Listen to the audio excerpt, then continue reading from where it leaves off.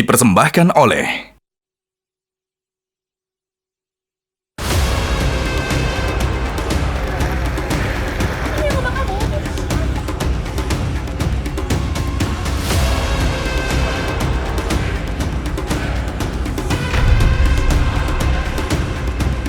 masih minim sekali bantuan, sampai lusa kemarin masih terisolasi. Jadi sekarang kita berusaha untuk masuk dengan ada 3 truk bantuan. Bawa bantuan dari teman-teman semuanya, dari para orang baik, dari masyarakat Indonesia. Bapak mendirikan 1 tenda tidak apa-apa.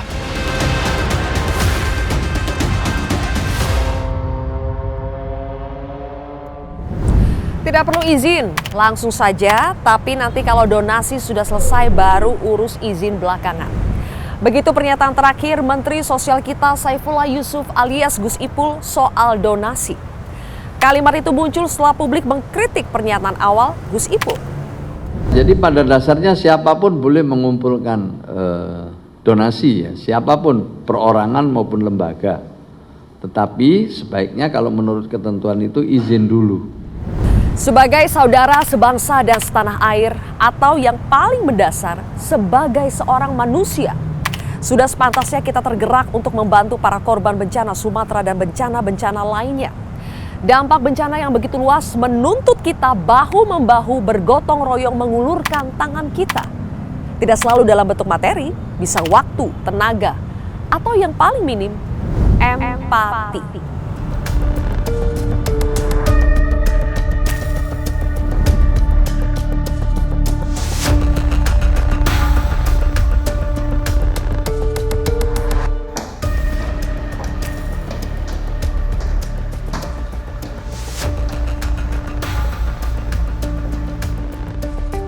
Atas nama rakyat Indonesia, kata-kata yang tertulis di kardus-kardus yang membawa bantuan untuk korban bencana Sumatera dari 80.000 lebih donatur yang mempercayakan uangnya kepada CEO Malaka Project, Ferry Irwandi.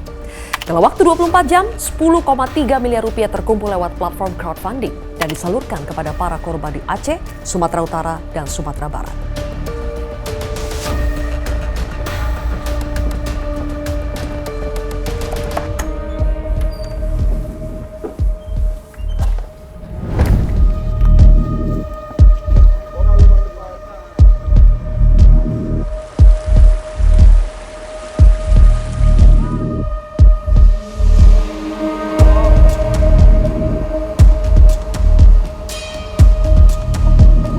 Namun di tengah solidnya uluran tangan rakyat Indonesia, anggota DPR RI Endi Patwijaya menyindir apa yang dilakukan Ferry Irwandi dengan istilah si paling bekerja di Aceh. Endi Pat membandingkan bantuan triliunan rupiah yang sudah digelontorkan pemerintah, sementara dari rakyat baru 10 miliar rupiah. Jadi kami mohon Ibu fokus nanti ke depan Kementerian Komdiji ini mengerti dan tahu persis isu sensitif nasional dan membantu pemerintah memberitahukan dan mengamplifikasi informasi-informasi itu sehingga nggak kalah viral dibandingkan dengan teman-teman yang sekarang ini sok paling-paling di Aceh, di Sumatera dan lain-lain itu Bu. Ada orang yang cuma datang sekali seolah-olah paling bekerja di Aceh, padahal negara udah hadir dari awal.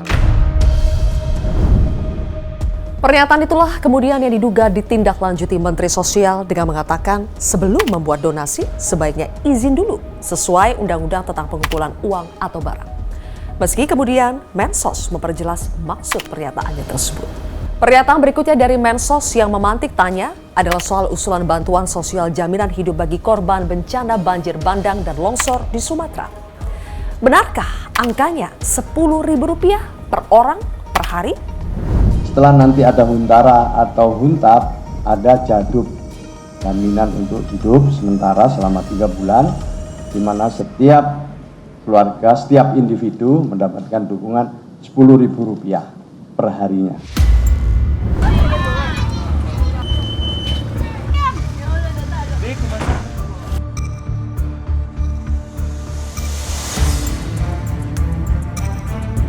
Sebulan berlalu, masih ada korban bencana Sumatera yang hidup dalam keputusasaan, kegelapan, bahkan kelaparan.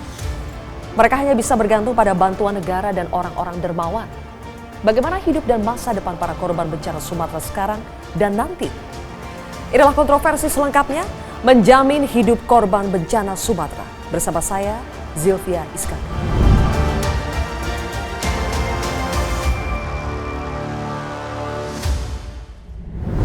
Pemirsa, di hadapan saya saat ini Menteri Sosial Republik Indonesia Saifullah Yusuf atau Gus Ipul.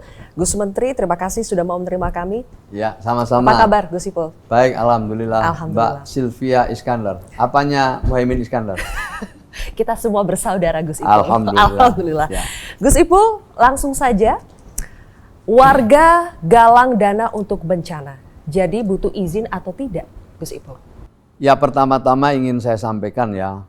Saya ingin memberikan rasa hormat dulu kepada semua pihak yang peduli membantu saudara-saudara kita yang terkena bencana, siapapun itu. Dan itu kita harus beri apresiasi. Kemudian yang kedua, di dalam suasana bencana, ketentuan kita itu membolehkan ya, penggalangan dana lalu segera disalurkan. Khususnya bagi mereka yang memang sangat membutuhkan bantuan kita. Sementara itu perizinannya bisa secara paralel dilakukan, khusus untuk bencana. Tapi dalam keadaan normal, ini ketentuan bukan saya ya. Kalau dalam keadaan normal, memang setiap penggalangan dana itu harus mendapatkan izin terlebih dahulu, sesuai tingkatannya. Ini ketentuan undang-undang ya Gus Undang-undang. ya? Nomor 9 tahun 1961. 1961, betul. Betul. Jadi ini ketentuan undang-undang, di mana harus izin dulu, dan izinnya sangat mudah, lewat online, paling lama 14 hari sudah selesai, selama syarat-syaratnya dipenuhi. Berarti khusus kalau dalam keadaan bencana seperti ini, silakan galang donasi dulu tanpa perlu izin, izinnya bisa menyusul belakangan. Ya, kira-kira begini bahasanya itu. Pengumpulan uang dan barang yang dipandang tidak memerlukan izin lebih dahulu adalah gotong royong yang dijalankan dalam keadaan darurat. Misalnya pada waktu timbul wabah, kebakaran, topan, banjir, dan bencana alam lainnya pada waktu terjadinya bencana tersebut. Itu tahun 61 sudah ditulis seperti itu loh. Gitu. Jadi diperbolehkan. Maka saya ingin juga memberikan informasi kepada masyarakat, ini diperbolehkan dan silakan untuk membantu saudara-saudara kita yang membutuhkan. Tidak hanya izin, tapi nanti juga ada mekanisme audit, Gus. Tentu, kalau pengumpulan dananya itu di bawah 500 juta, cukup audit intern. Tapi kalau di atas 500 juta, itu menggunakan akuntan publik. Kenapa? Karena ini menyangkut akuntabilitas, menyangkut pertanggungjawaban, di mana kita mengumpulkan uang masyarakat, maka kita bisa mempertanggungjawabkannya kepada masyarakat, kepada publik. Manfaatnya untuk semua pihak, untuk masyarakat yang membantu senang karena dananya digunakan tepat sasaran dan bisa dipertanggungjawabkan, maka semangat untuk membantu akan terus tumbuh dan terpelihara. Sementara yang diberi kepercayaan makin kredibel, ya, bisa mempertanggungjawabkan sehingga dia akan mendapatkan kepercayaan lebih besar lagi di masa-masa yang akan datang. Untuk pemerintah, kita bisa mengetahui dengan baik dari mana saja uang itu dikumpulkan dan kemudian siapa saja penerima manfaatnya. Nah, ini menjadi data yang tidak terpisahkan dengan data-data dari pihak-pihak lain dan yang dimiliki oleh pemerintah. Sehingga paling tidak kita tahu ya satu keluarga atau individu yang mendapatkan manfaat itu siapa saja, dari mana saja. Sehingga kalau diintegrasikan kita akan bisa saling memperkuat. Oke. Karena memang ada bantuan-bantuan itu yang dibutuhkan pada saat-saat kedaruratan, tapi juga ada bantuan-bantuan yang berkelanjutan sehingga mereka bisa lebih berdaya pada masa-masa pasca bencana. Jadi ketika waktu itu viral, Gus, menurut Gus Ipul itu karena apa? Karena memang ada kekurangan dalam penjelasan atau salah kutip atau bagaimana, Gus?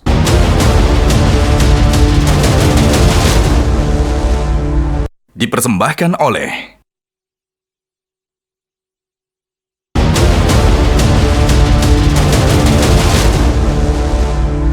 dipersembahkan oleh Jadi ketika waktu itu viral Gus, menurut Gus Ipul itu karena apa? Karena memang ada kekurangan dalam penjelasan atau salah kutip atau bagaimana Gus? Ya mungkin yang pertama mungkin saya menjelaskannya kurang lengkap mungkin ya. Yang kedua mungkin kutipannya tidak tepat gitu, penulisannya tidak utuh. Tapi saya maklum sajalah dalam situasi seperti ini. Tetapi tentu kami berusaha untuk memberikan informasi tambahan pada masa-masa berikutnya. Jadi pada waktu itu memang ada satu judul di dalam satu media online yang judulnya itu memang orang bisa punya persepsi yang keliru gitu. Jadi mau galang dana bantu bencana sebaiknya izin dulu gitu. Nah itu kan judul yang seperti itu kan kalau tidak dibaca isinya ya bisa menimbulkan salah persepsi. Gitu. Atau tidak didengarkan langsung ya? Atau tidak didengarkan langsung suara saya atau rekaman-rekaman yang ada gitu. Oke, berarti sebetulnya intinya sama sebetulnya niat kita bahwa dalam kondisi bencana yang harus diutamakan adalah kecepatan untuk bisa membantu para korban. Begitu Betul ya, itu. Gus. Nah, Gus Ipul, kenapa pernyataan ini kemudian keluar? Karena sebelumnya Gus Ipul di lembaga yang lain yaitu lembaga legislatif kita pada saat Komisi 1 DPR itu rapat dengan Komdigi, ada pernyataan dari seorang anggota DPR yang seperti membandingkan apa yang sudah dikeluarkan oleh negara untuk para korban bencana dibandingkan dengan rakyat yang katanya baru dalam tanda kutip ya menyumbang 10 miliar sementara negara sudah mengeluarkan triliunan rupiah. Pertanyaan saya Gus Ipul, apakah dalam situasi seperti ini bijak ya kita membanding-bandingkan seperti itu? Ya. Apakah kita sedang bersaing negara dengan rakyat? Kalau lihat ketentuannya tadi jelas ya, dalam semangat gotong royong. Jadi antara pemerintah dengan masyarakat memang dituntun untuk bisa bekerja sama, saling memperkuat, tidak saling meniadakan. Bahkan di dalam undang-undang ini jelas pesannya harus gandeng tangan gitu. Pemerintah dengan langkah-langkah yang sudah disusun sebelumnya, nah masyarakat bisa bantu secara spontanitas sesuai dengan kemampuan masing-masing. Gus, tapi ketika mulai seminggu, 2 minggu, 3 minggu, bahkan sebulan, dan kita masih mendengar soal daerah-daerah yang terisolasi, mereka belum mendapatkan bantuan atau bantuannya minim, harus lewat helikopter, tidak bisa pakai jalur darat. Mereka harus berjalan kaki belasan kilometer hanya untuk mencari makanan. Apa penjelasannya Gus? Kenapa terkesannya Gus, lamban sekali bantuan itu mencapai masyarakat atau tidak merata? Yang penting kita pertama harus menyadari situasi ya. Situasinya itu tidak sama satu dengan yang lain dan juga ada daerah-daerah yang memang terisolir. Ya. Meskipun kadang-kadang kita tidak bisa menyamakan apa yang di medsos dengan apa yang terjadi di lapangan. Ya. Jadi ini penting kita sampaikan bahwa di daerah-daerah tertentu memang sulit dan petugas yang bekerja sekuat tenaga untuk bisa menjangkau daerah-daerah yang terisolir itu. Ya, ada yang bisa dikirim lewat darat, ada yang hanya bisa lewat laut, ada yang hanya bisa lewat udara. Ya, di tengah-tengah apa istilahnya itu ada krisis. Ya, krisis air bersih, krisis listrik BBM dan lain-lain sebagainya itu. Tetapi kalau kita lihat dokumen ya yang kita miliki, betapa para petugas-petugas terlatih ya dari TNI, Polri, Basarnas dan juga relawan-relawan dari non-government itu sedang berjuang semuanya untuk bisa menjangkau dan memberi bantuan kepada mereka. Dan alhamdulillah ya seiring dengan berjalannya waktu semua bisa dijangkau. Memang ada yang terlambat lah. Mungkin seingat saya nggak ingat baru hari keberapa itu bisa masuk ke Aceh Tamiang. Karena betul-betul terisolir. Baru tanggal 2 atau tanggal 3 jalan itu baru bisa masuk. Jadi memang situasinya sulit, tetapi saya harus mengakui mereka yang bekerja siang malam di daerah-daerah seperti itu sungguh dedikasi mereka sungguh luar biasa. bahwa ada yang terlambat mungkin karena tidak bisa dijangkau itu. Tetapi setelah itu ya semua bergerak. Semua kekuatan nasional oleh Presiden diarahkan untuk ikut membantu. Pesawat, helikopter, alat-alat berat, kapal, semua dikirim. Dan kita tahu sekarang kondisinya tentu sudah jauh lebih baik, tetapi harus diakui memang ada daerah-daerah yang masih memerlukan kerja keras untuk bisa mereka pulih gitu. Ya. Ya. Sampai tanggal 17 Desember 2025 kami mewawancarai Bupati Aceh Tengah. Beliau mengatakan masih ada 80 desa di wilayahnya yang terisolasi, Gus. Di situ mereka sedang panen cabai, tapi sebagian bisa diserap, tapi sebagian akhirnya tidak bisa diserap. Kemudian dia juga bercerita bahwa harga BBM itu sekitar 25.000 sampai 30.000 rupiah per liter. Di awal sekali itu sempat sampai 80.000 rupiah per liter. Pertanyaan saya, Gus, untuk daerah-daerah yang sampai 3 minggu atau 4 minggu masih seperti itu, adakah prioritas atau upaya ekstra untuk bisa menjangkau, membantu mereka? Apa yang dilakukan hari ini itu adalah upaya-upaya ekstra. Bagaimana BBM bisa masuk, listrik bisa hidup kembali, ya, pasokan logistik bisa lancar. Itu adalah memerlukan upaya keras semuanya. Itu dilakukan secara terus-menerus, ya. Petugas-petugas di lapangan juga bekerja dengan keras. Presiden pun juga sudah tidak hanya memerintahkan, tidak hanya mengarahkan, tapi Presiden juga langsung turun ke beberapa titik dengan menggerakkan seluruh kekuatan yang dimiliki. Ini menurut saya suatu kerja yang luar biasa, dan tentu sekali lagi kita ingin kerjasama ini dengan pemerintah, dengan masyarakat, ya, dengan LSM dan lain sebagainya, ini adalah kita ingin jadikan satu kesatuan yang tidak terpisahkan. Bisa jadi ada informasi-informasi yang diberikan, yang bermanfaat, yang bisa ditindaklanjuti oleh pemerintah. Jadi saya ingin dalam suasana yang seperti ini adalah semangat kebersamaan itu harus ditonjolkan, harus dikuatkan. Mana yang kurang, mari kita tuntaskan, mari kita bantu. Mari kita carikan solusi. Oke. Ya. Berbicara soal solusi, Gus, dari pemerintah pusat sudah menyatakan dengan tegas bahwa kita masih mampu menghadapi bencana ini tanpa harus meminta bantuan internasional. Tapi di sisi lain kita melihat Gubernur Aceh misalnya dengan tangan terbuka menerima bantuan dari mana saja, termasuk bantuan internasional. Kita juga melihat ekspresi-ekspresi keputusasaan dari masyarakat dengan misalnya mereka mengibarkan bendera putih seperti tanda menyerah. Bagaimana pemerintah pusat atau Gus Ipul melihat ekspresi-ekspresi kekecewaan atau keputusasaan seperti itu, Gus? Ya, menurut saya kita kan terus bekerja ini, ya kan? Kita terus bekerja dan tentu semua kekuatan yang dimiliki oleh pemerintah sudah dilibatkan secara maksimal. Dan kita harapkan ini dipahami secara utuh, tidak dipahami sepotong-sepotong, ya. Dan kalau menyangkut bantuan luar negeri kan sudah disampaikan bahwa Indonesia masih mampu dan siap untuk mengatasi ini dengan baik. Tentu kita berterima kasih ya kepada negara-negara lain yang mungkin ingin membantu. Saya ketemu dengan Gubernur Aceh, ya, Pak Muzakir Manaf, juga menyampaikan begitu, ikut kebijakan Presiden tentang bantuan-bantuan itu.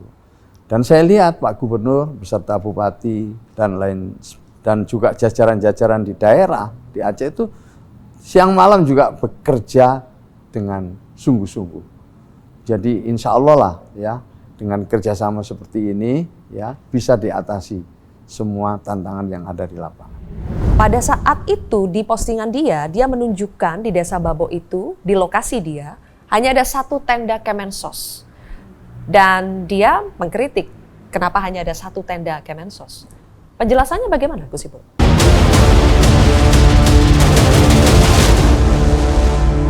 Dipersembahkan oleh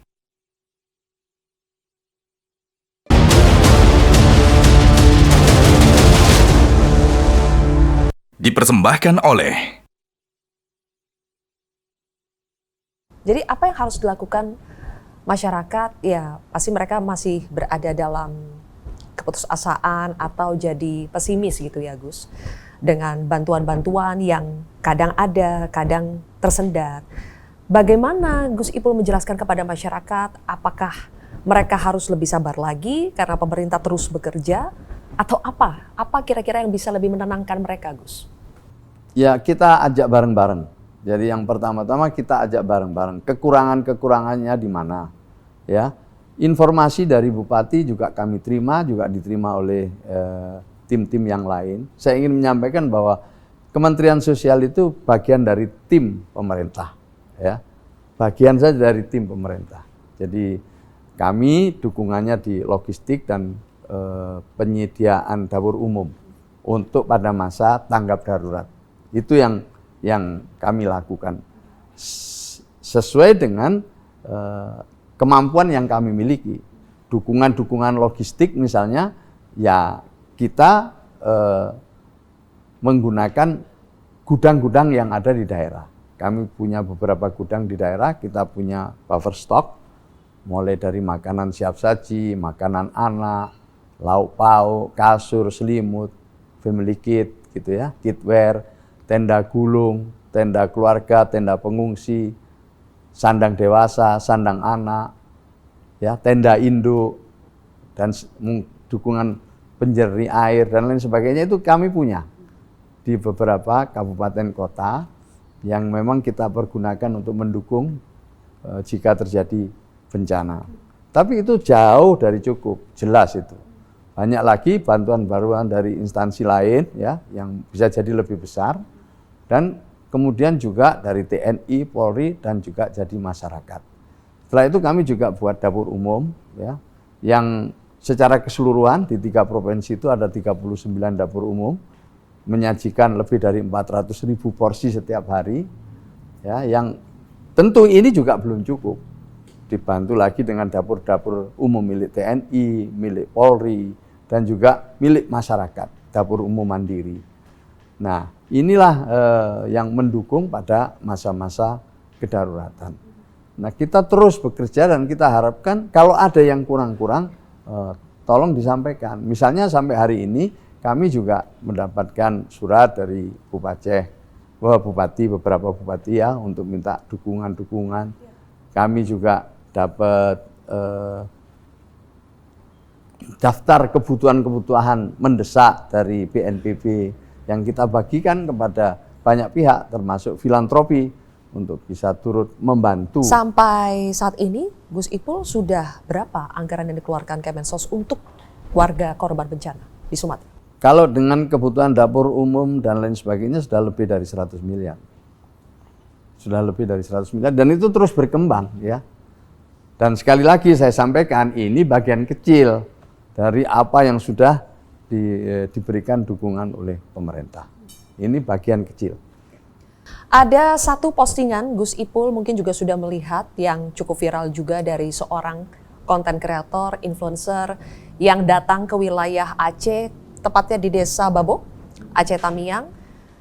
Namanya Axel Christian, kami juga mengundang dia dalam sebuah episode kontroversi. Dan pada saat itu di postingan dia menunjukkan di Desa Babo itu, di lokasi dia, hanya ada satu tenda Kemensos. Dan dia mengkritik kenapa hanya ada satu tenda Kemensos. Penjelasannya bagaimana Gus Ipul? Iya, biasanya kita tadi ya kalau mengirim bantuan itu ada satu paket gitu ya. Yang terdiri dari tadi banyak ada makanan siap saji, ada ini, salah satunya tenda. Tenda itu ada tenda untuk dapur, ada tenda untuk pengungsian, dan juga ada tenda untuk keluarga. Nah itu biasanya nanti kita bekerja sama dengan Bupati, dalam hal ini Dinas Sosial, untuk mendirikan dapur umum, melakukan koordinasi, perencanaan di lapangan, dan lain sebagainya. Itu biasanya kami bersama dengan Dinsos dan nanti didampingi oleh Tagana, Taruna Siaga Bencana. Di sanalah kami kemudian membagikan ya bantuan-bantuan itu sesuai dengan kebutuhan yang ada. Tentu jauh dari cukup. Kebutuhan tenda di sana jauh dari cukup dari tenda yang dikirim oleh Kemensos. Ada yang dari Badan Nasional Penanggulangan Bencana BNPB, ada yang dari provinsi, ada yang juga dari tempat-tempat lain gitu. Jadi dari kami itu ya memang kita sudah kirim, tapi saya yakin itu jauh dari cukup.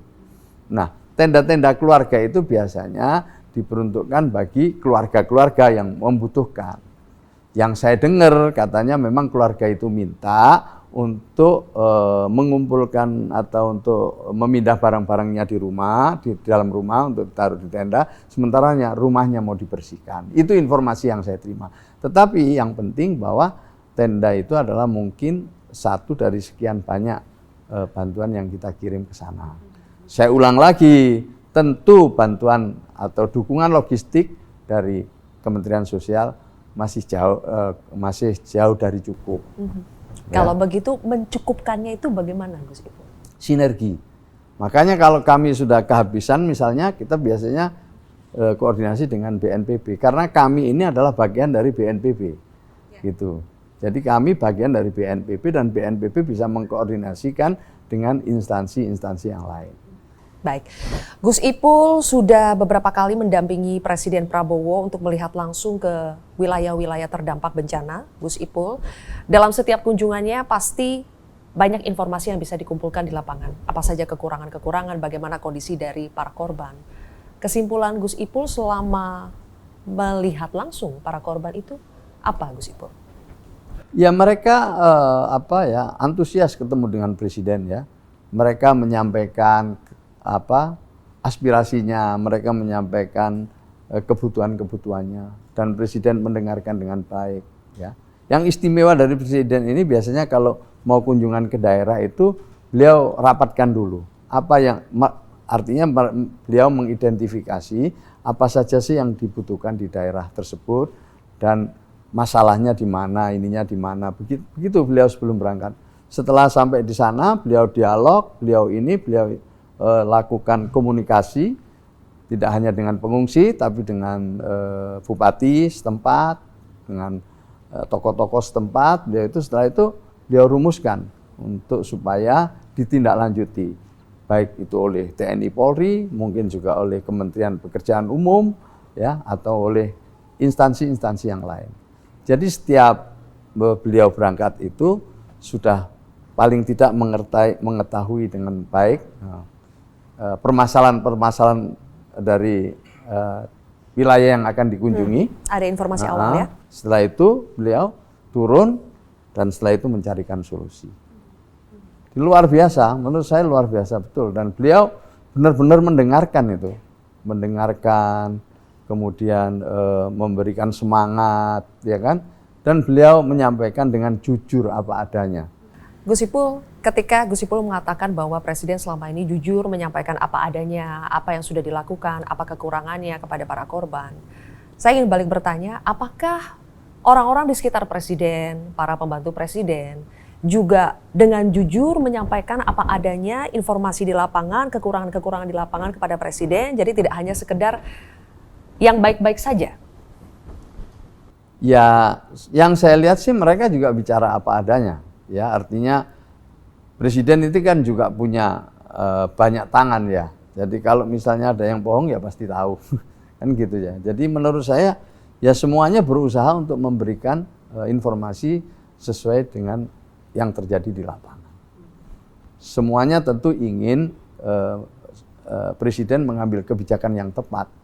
Kayak kami ini sebagai pembantu Presiden ya ingin supaya Presiden bisa mengambil keputusan yang tepat, dan salah satu yang penting dalam pengambilan keputusan yang tepat itu adalah informasinya yang akurat. Gitu. Ada informasi Gus Ipul dan kami juga melihat sendiri di lapangan lewat tim liputan kami. Misalnya ketika Presiden datang, persiapan pasti selalu dilakukan.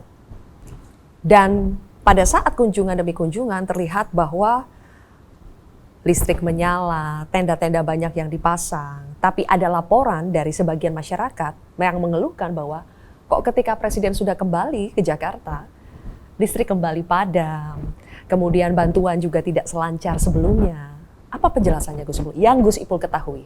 Iya, pertama-tama kita mesti menyadari bahwa kehadiran Presiden itu memang memerlukan satu persiapan yang baik, ya kan? Ketika Presiden datang, tentu hal-hal yang memang dibutuhkan oleh Presiden itu paling enggak bisa dipenuhi, ya kan? Karena Presiden ke situ itu kan mau melihat sesuatu, ya kan? Dan ketika Presiden datang, itu yang ingin ikut itu kan banyak sekali, gitu. Maka ya semua kemungkinan dihitung. Semua kemungkinan dihitung bagaimana kehadiran Presiden ini bisa benar-benar nyaman, masyarakat juga bisa berdialog, sementara lingkungannya itu juga memadai, gitulah. Jadi memang sudah harus dipersiapkan, gitu. Nah, kemudian jangan dilihat itunya, tapi setelah Presiden pulang, tindak lanjutnya itu. Jadi sebagian orang mungkin memahami setelah Presiden pulang ya semua selesai. Padahal yang terjadi setelah Presiden pulang ya tentu petugas-petugas yang bertanggung jawab terhadap seluruh urusan menindaklanjuti dengan baik. PU akan bekerja, ya, PU dengan alat-alat beratnya juga akan mencoba bekerja, menindaklanjuti arahan Presiden. Ya. Kami juga iya sama, TNI Polri juga begitu. Dan secara umum, itu ditindaklanjuti, ya, secara keseluruhan sesuai dengan tantangan yang ada di lapangan.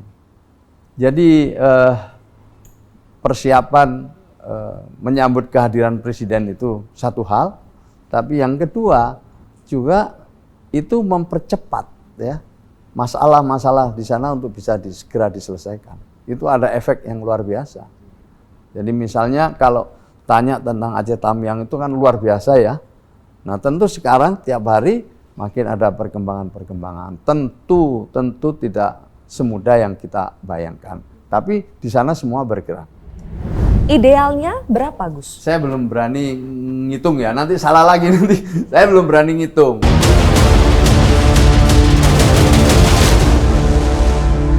Dipersembahkan oleh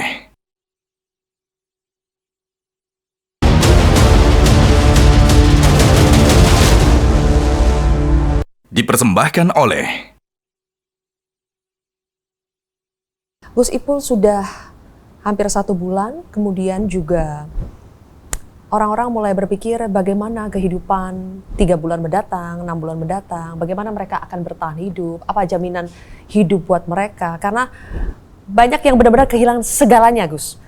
Keluarga, harta benda, segalanya. Jadi bagaimana mereka bisa menata lagi kehidupan mereka? Apa peran Kementerian Sosial di situ?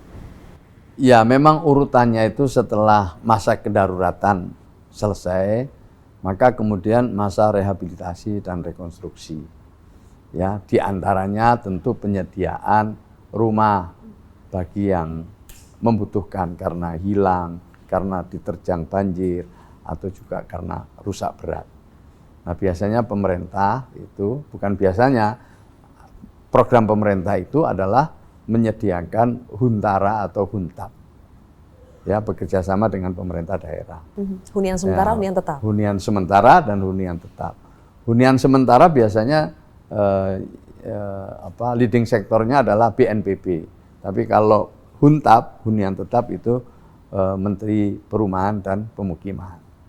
Itu ini pasca bencana. Nah, bantuan pasca bencana dari Kementerian Sosial itu ada beberapa. Yang pertama adalah tali asih atau santunan untuk yang wafat. Ya, itu nilainya 15 juta rupiah. Itu memang sudah tertera, sudah direncanakan sebelumnya. Yang wafat, setiap yang wafat 15 juta dan diterima oleh ahli waris. Kita salurkan setelah ahli warisnya teridentifikasi. Bagi yang luka berat itu 5 juta rupiah. Ini adalah tali asih dari negara untuk korban bencana yang wafat dan luka-luka.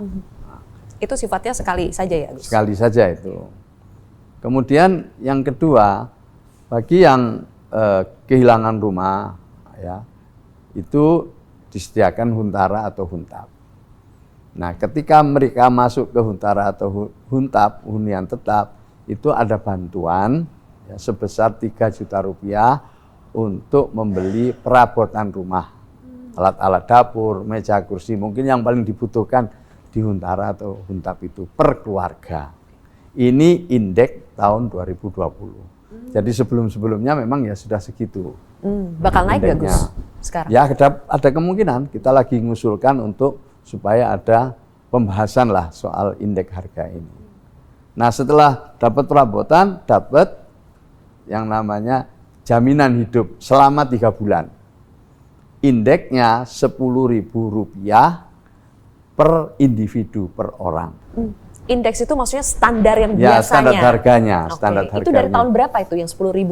Sejak tahun 2015. Oh. Ada revisi tahun 2020, tapi tetap juga indeks harganya Rp10.000 per orang per hari. Kali 3 bulan. Jadi kalau misalnya keluarganya 5 ya kali 5, kalau 3 ya kali 3. Inilah yang kami usulkan kemarin di rapat terbatas, rapat dengan Pak Menko PMK, Pak Pratik. Bagaimana kalau 10.000 ini kita naikkan sesuai dengan standar harga hari ini. Nah, Justru usulannya adalah dinaikkan. dinaikkan. Jadi Kami tidak 10.000 lagi. tidak 10.000 lagi, lebih dari 10.000. Kami Berapa usulannya, Gus? Ya kami baru coba simulasi karena kami harus dengan Kementerian Keuangan, harus dengan Bappenas, gini kan, ini menyangkut anggaran. Setelah itu kita nanti akan lapor ke Presiden. Kan ini perlu simulasi-simulasi. Iya. Idealnya berapa, Gus? Saya belum berani ngitung ya, nanti salah lagi nanti. Saya belum berani ngitung, terus terang saya belum berani ngitung yang cocok hari ini itu berapa. Berarti kalau usulannya adalah naik, tidak 10.000 lagi, lebih dari 10.000, berarti kalau 10.000 sudah dianggap oleh Kementerian Sosial itu pasti tidak cukup untuk korban bencana di Sumatera. Iya, pastinya tidak cukup karena itu standar harga tahun 2015 gitu. Dan itu juga suara masyarakat itu, Dan Gus. suara masyarakat. Kalau makanya kita dengar reaksinya ketika dengar 10.000 per hari per orang itu bukan usulan saya, itu adalah standar harga kita. tahun 2015. Ya sekarang ini Sampai sejak sekarang tahun masih 2015 ya? sampai sekarang ini. masih. Maka kami ini mau kita mengusulkan untuk dibahas, kita tingkatkan sesuai dengan standar harga hari ini. Berapa kami belum berani nyebut. Nah, setelah nanti hasil simulasi selesai dengan berbagai kementerian, baru kami nanti akan lapor kepada Presiden. Gitu loh. Kan urut-urutannya kan gitu, karena ini menyangkut anggaran gitu loh. Jadi setiap anggaran yang kita keluarkan itu harus dipertanggungjawabkan. Iya. Pernah ada pernyataan dari korban bencana, Gus, di Sumatera yang mengatakan bahwa pada hari-hari seperti ini uang itu rasanya tidak berharga. Karena mau belanja di mana uang itu, semuanya hancur. Jadi bagaimana menciptakan ekosistem, memulihkan ekosistem, karena ini harus terintegrasi ya, Gus. Mereka pegang uang tapi kalau tidak tahu harus dibelanjakan atau bukan itu kebutuhan utamanya juga akhirnya tidak efektif. Jadi bagaimana memetakan kebutuhan yang sesungguhnya, apakah setelah mereka mendapatkan uang, bantuan-bantuan lainnya akhirnya dikurangi atau bagaimana, Gus? Ya, memang setiap wilayah beda-beda prioritasnya ya, kebutuhan utamanya ya. Misalnya di Takengon kemarin di Aceh Tengah itu ada masa panen pada waktu itu. Masa panen yang kemudian dibeli ya oleh Kementerian Pertanian, dibawa ke Jakarta, ada yang dibawa ke Medan gitu ya.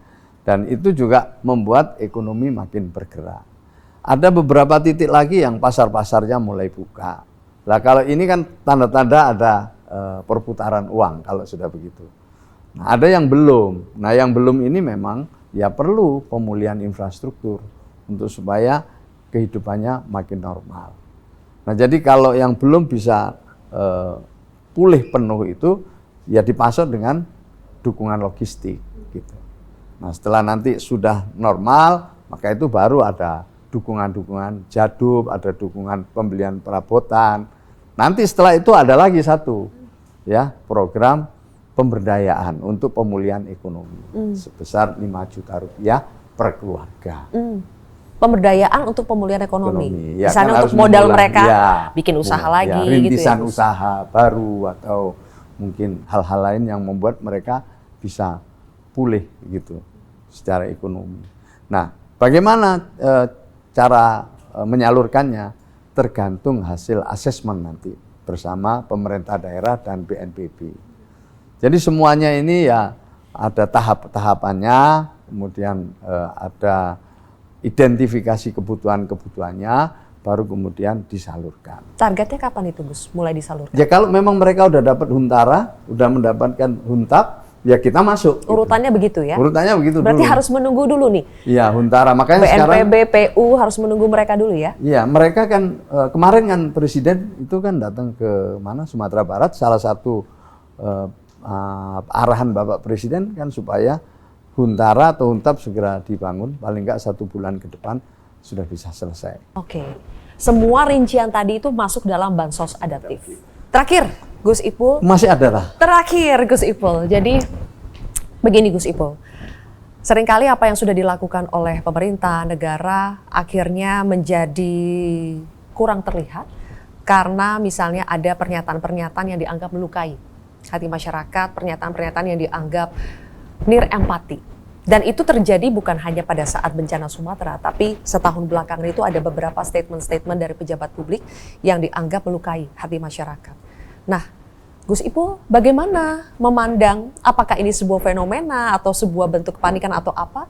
Apa yang bisa disampaikan kepada masyarakat soal fenomena ini? Ya, saya kira pedoman kita adalah arahan Presiden. Ya. Arahan Presiden cukup jelas supaya kita ini bisa memberi pernyataan-pernyataan yang bisa diterima dengan baik oleh masyarakat. Itu dulu pedomannya.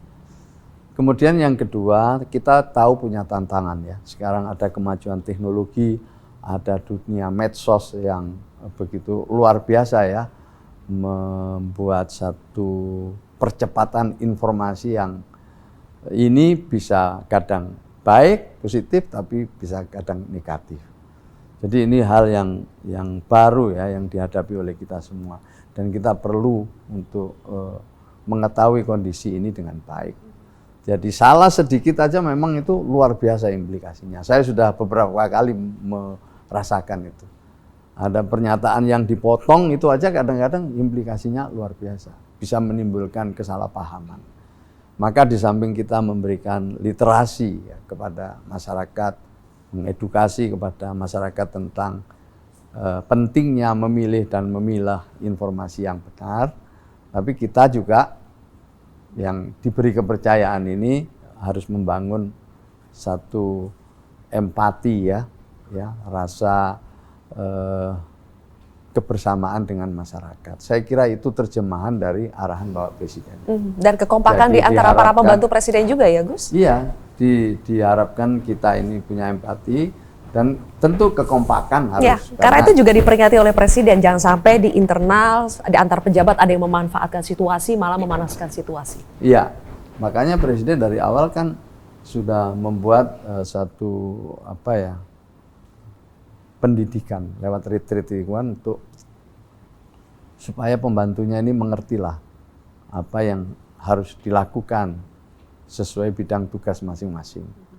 Ya, jadi Presiden tidak ingin membentuk suatu Superman, tapi super team yang bisa saling memperkuat satu dengan yang lain. Jadi saya kira arahan Presiden cukup jelas. Tinggal kita ini pembantunya bisa mengeksekusi dengan baik di lapangan. Baik, semoga semua upaya yang dilakukan oleh negara, baik itu pemerintah maupun rakyat, kita sama-sama bergotong royong untuk memulihkan para korban, saudara-saudara kita di Sumatera, dan kita terus berusaha untuk bisa memberikan jaminan hidup yang layak buat mereka. Terima kasih Gus Ipul sudah menerima kontroversi Metro TV pada hari ini. Terima kasih. Pemirsa, demikianlah akhir dari kontroversi. Saya Zilvia Iskandar mewakili kerabat kru yang bertugas mengucapkan terima kasih atas kebersamaan Anda. Kita jumpa lagi di episode berikutnya.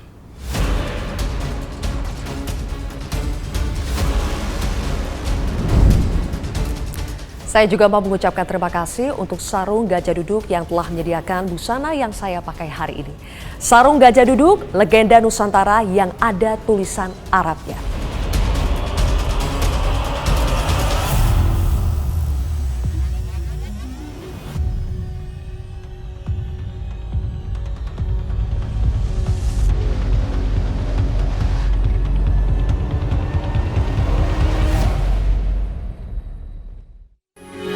Metro TV.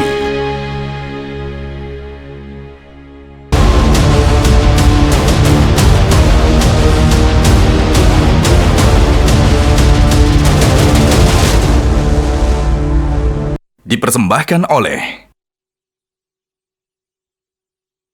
Jelajahi cara baru mendapatkan informasi. Download Metro TV Extend sekarang.